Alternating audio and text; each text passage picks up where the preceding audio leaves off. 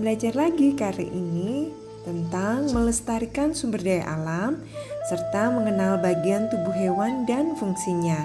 Diambil dari tema 3 subtema 2 kelas 4 SD. Kita belajar ya. Tujuan pembelajaran yang pertama, siswa dapat memahami pemanfaatan sumber daya alam. Yang kedua, siswa dapat memahami upaya pelestarian sumber daya alam. Dan yang ketiga, siswa dapat memahami bagian-bagian tubuh hewan beserta fungsinya.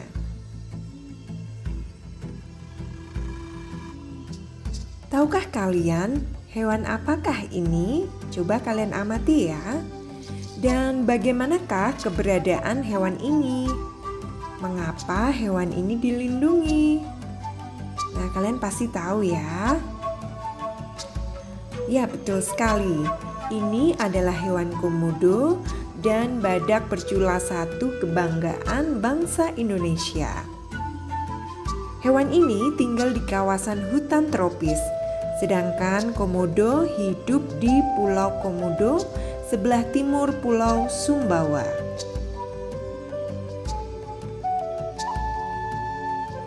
Indonesia memiliki ribuan jenis hewan di darat dan di laut. Hewan-hewan tersebut merupakan sumber daya alam hayati yang dimanfaatkan untuk memenuhi kebutuhan manusia, juga menjadi ciri khas bangsa Indonesia. Hewan sebagai sumber daya alam tentunya perlu dijaga keberadaannya. Sekarang coba amatilah gambar hewan cantik ini. Ini adalah burung cendrawasih, salah satu sumber daya alam yang menjadi kebanggaan rakyat Papua dan dilestarikan karena bulunya yang sangat indah. Cendrawasih merupakan spesies endemik yang hanya ada di Pulau Papua dan mempunyai peran penting dalam adat istiadatnya di Papua. Nah, tetapi kian hari keberadaan burung cendrawasih semakin terancam. Nah, kira-kira mengapa ya? Apa sebabnya? Burung cendrawasih semakin terancam karena adanya perburuan liar yang memanfaatkan keindahan burung cendrawasih. Nah, untuk dapat mempertahankan burung cendrawasih, dibuka Suaka Marga Satwa untuk melindungi hewan-hewan yang punah. Manusia harus selalu bekerja sama untuk melindungi dan melestarikan hewan-hewan yang terancam punah. Jika burung cendrawasih punah, keberagaman satwa Indonesia akan punah juga, dan generasi selanjutnya paling hanya akan melihatnya dari gambar saja. Sayang sekali ya. Nah, selain burung cendrawasih, ada hewan lainnya loh yang juga perlu dilestarikan. Kita lihat ya. Tetapi untuk dapat melihat hewan langka itu, kita harus dapat menjaga kelestariannya. Kira-kira kita bisa menjaga kelestarian burung cendrawasih bagaimana ya? Yang pertama, melestarikan habitat burung cendrawasih.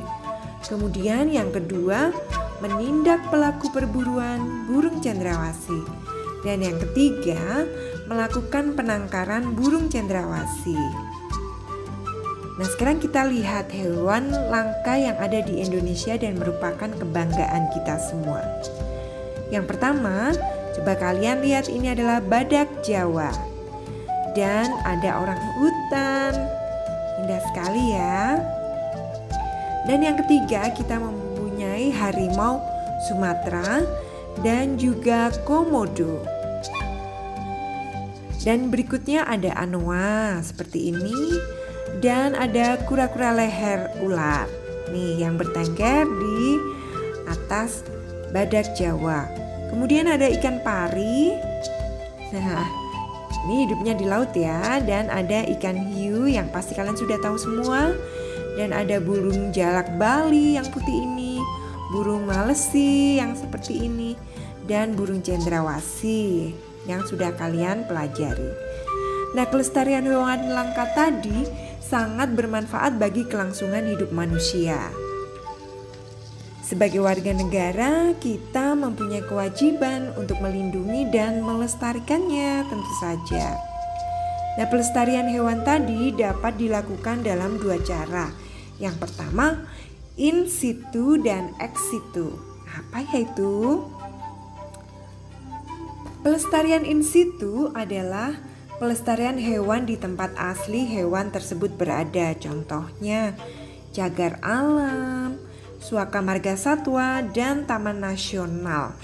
Nanti kalian bisa mencari tahu mana-mana saja atau nama-nama dari cagar alam, suaka marga satwa, dan taman nasional ini. Pelestarian ex situ adalah pelestarian hewan di luar tempat tinggal asli hewan tersebut. Contohnya kebun binatang, taman safari, dan penangkaran hewan. Pastinya kalian sudah pernah ya ke tempat-tempat ini karena ini dibuka untuk umum. Nah, usaha-usaha lain untuk menjaga kelestarian hewan langka diantaranya adalah yang pertama, tidak berburu hewan sembarangan. 2, melindungi hewan-hewan langka. Dan yang ketiga, membudidayakan hewan-hewan langka. Nah, sekarang kita akan pelajari manfaat melestarikan hewan langka itu sendiri. Yang pertama tentu saja menjaga keseimbangan ekosistem. Dan yang kedua, melestarikan keanekaragaman hayati yang bermanfaat bagi ilmu pengetahuan dan masyarakat. Dan yang ketiga, memenuhi kebutuhan masyarakat, misalnya akan bahan pangan, obat-obatan, dan lain-lain. Dan yang keempat, menjaga keseimbangan alam. Karena jika salah satu dari mereka hilang atau punah, maka keseimbangan alam akan terganggu dan akhirnya nanti akan punah. Nah, selain hewan yang termasuk dalam kategori langka, ada juga yang dapat dimanfaatkan sehari-hari. Nah, ini pasti sudah tidak asing lagi dalam kehidupan kalian ya. Hewan merupakan sumber daya alam yang dapat dimanfaatkan oleh manusia. Hewan juga memiliki tempat hidup. Mereka ada yang hidup di darat maupun hidup di air. Nah, apa sajakah ciri-ciri tempat hidup hewan? Oke, kita pelajari selanjutnya ya. Ciri dan pemanfaatan sumber daya alam berupa hewan yang pertama adalah ayam. Ayam hidup di darat. Dan ayam mempunyai paruh yang berguna untuk mencari makan. Ayam dimanfaatkan daging dan telurnya, dan juga bisa bulunya untuk kemoceng. Ayam dipelihara di peternakan yang biasanya berada di daerah dataran rendah. Nah, yang kedua kita mempelajari tentang bebek. Bebek hidup di darat dan di air. Ada saatnya dia di darat dan ada saatnya dia di air. Bebek menggunakan paruhnya untuk mencari makan. Bebek dimanfaatkan daging dan telurnya, yang kemudian dapat diolah menjadi telur asin dan berbagai olahan lainnya. Bulu bebek juga bisa digunakan sebagai keterampilan yang lainnya. Kemudian pemanfaatan kelinci. Kelinci tentu saja hidup di darat. Kelinci mempunyai kaki belakang yang lebih kuat untuk membantunya melompat. Makanan kelinci adalah sayur-sayuran terutama wortel. Kemudian kelinci diambil daging dan sering dijadikan hewan peliharaan. Kemudian pemanfaatan yang selanjutnya adalah hewan ikan. Nah, siapa yang suka ikan? Tentu saja ikan hidup di air. Nah, ikan dibagi menjadi 3 jenis. Ikan air tawar, ikan air laut, dan ikan air payau. Ikan dimanfaatkan untuk sumber makanan dan juga hewan peliharaan. Ikan yang dipelihara hidupnya di akuarium atau di dalam kolam. Untuk memahami lebih jauh tentang hewan, kita perlu mempelajari bagian tubuh hewan itu sendiri. Nah, kita mulai dari bagian tubuh hewan yang pertama, yaitu ikan. Nah, coba kalian lihat ini. Ini adalah mata yang berfungsi untuk melihat lingkungan sekitar. Lalu ada sisik yang berfungsi sebagai pelindung tubuhnya. Kemudian ada sirip. Nah, sirip di atas ini dan sirip di bawah ini yang berfungsi untuk berenang. Kemudian ada ekor yang membantu pergerakan ikan di air. Dan kemudian yang penting ini adalah insang yang berfungsi untuk bernafas. Baiklah, kalian sudah mengerti ya. Lanjut. Kemudian adalah kucing. Bagian tubuh kucing yang pertama adalah telinga, tentu saja untuk mendengar seperti kita. Kemudian ada mata untuk melihat, hidung untuk mencium, kaki sebagai alat penggerak yang terdiri dari 4. Kemudian rambut berguna untuk menutupi tubuh. Dan kemudian ada misai atau kumis untuk mengetahui keadaan sekitar. Nah, kumis ini sangat sensitif untuk mengetahui, merasakan keadaan sekitarnya. Nah, ini adalah ekor yang berguna untuk keseimbangannya. Kemudian bagian tubuh selanjutnya adalah katak. Ini adalah bagian badan untuk melindungi tubuh bagian dalamnya. Kemudian ada kaki yang digunakan untuk melompat. Katak hidup di 2 tempat ya, di air dan di darat. Kemudian ada mata untuk melihat dan ada lubang hidung untuk membaui. Kemudian ada mulut untuk makan.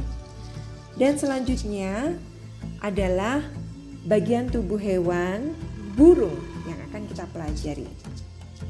Ada mata untuk melihat. Nah, salah satu mata yang paling tajam yaitu elang. Dia dapat melihat dari jarak beberapa kilometer untuk membidik mangsanya. Kemudian ini adalah sayap yang digunakan untuk terbang dan badan untuk melindungi tubuh bagian dalamnya. Kemudian ada ekor untuk mengatur pergerakan saat terbang dan ini adalah paruh untuk mengambil makanan, juga kadang untuk mencengkram mangsanya. Dan ini ekor ini cakar untuk mencengkram mangsa dan bertengger di pohon. Kemudian bagian tubuh hewan lainnya yaitu laba-laba. Nah, ini adalah pedipalpus yang fungsinya untuk memegang makanan atau mangsa. Kemudian ada mulut untuk menghisap cairan dalam tubuh mangsanya. Dan ini adalah 4 pasang kaki untuk berjalan. Dan ini adalah mata untuk melihat. Nah, perlu kalian ketahui bahwa laba-laba bernafas menggunakan paru-paru buku. Dia tidak mengalami metamorfosis. Dan laba-laba memiliki 2 bagian tubuh. Oke, bagian tubuh hewan selanjutnya adalah kumbang. Kalian lihat ya. Dia mempunyai antena untuk mendeteksi keberadaan musuhnya. Kemudian ada mata untuk melihat yang terdiri dari mata faset dan mata tunggal. Kemudian ada sepasang sayap untuk terbang dan ada 4 pasang kaki untuk berjalan.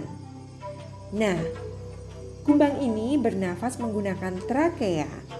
Dia mengalami metamorfosis. Dan tubuhnya sendiri terdiri dari 3 bagian. Gitu ya anak-anak. Nah, demikianlah tadi pembelajaran kita hari ini. Semoga banyak manfaat yang bisa kalian dapatkan dari mempelajari hal-hal berikut. Jangan lupa selalu melestarikan hewan dan menyayangi hewan. Terima kasih, sampai jumpa lagi. Dah.